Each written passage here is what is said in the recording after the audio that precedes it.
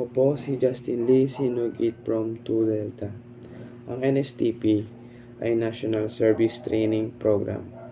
Ang NSTP ay tinatag upang maturuan ang kabataan na magsilbi sa bayan sa pamamagitan ng pagtatanggol dito sa pagtuturo sa mga mamamayan kung paano magsulat at magbasa at kung paano maging isang mabuting mamamayan.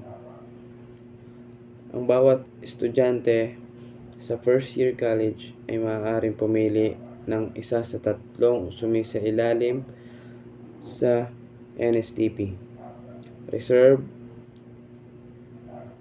Office Training Corps, which is ito yung ROTC. Yung pangalawa naman,